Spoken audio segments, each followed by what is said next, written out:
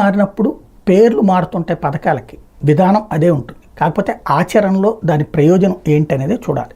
ఇదివరకు జగనన్న సంపూర్ణ భూ సురక్షా హక్కు రీసర్వే, ప్రతి భూమిని రీసర్వే చేసి మీకు అది మీ భూమిని మీకే చేస్తాం అన్నటువంటి దాంట్లో అది తప్పు అన్నటువంటి తెలుగుదేశం పార్టీ వాదించింది.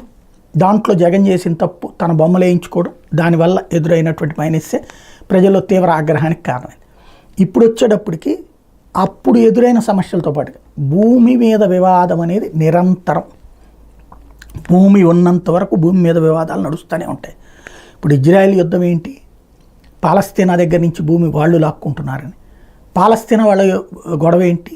ఇజ్రాయెల్ భూభాగం మాదని. రాముడి కాలం నుంచి ఈ రోజు వరకు భూమి మీద, భూముల కోసం యుద్ధాలు, భూమి మీద యుద్ధాలు అనేటటువంటి అనేకం జరుగుతూనే ఉంటాయి. ఈ భూమి మీదన యుద్ధాలకి సంబంధించి ఇప్పుడు లీగల్ ఫైట్, దాన్ని పరిష్కరించేందుకోసం అని చెప్పేసి వివిధ చోట్ల రెవెన్యూ సదస్సులు అనేటువంటి దానికి మీ భూమి మీ హక్కు అనేటటువంటి పథకం పెట్టారు. చాలా మంచి ఆలోచన. ఇది తక్షణ పరిష్కారం జరగగలిగితే, ఈ సదస్సుకు వస్తే వెంటనే పరిష్కారం జరగగలిగితే హ్యాట్స్ ఆఫ్ చెప్పచ్చు.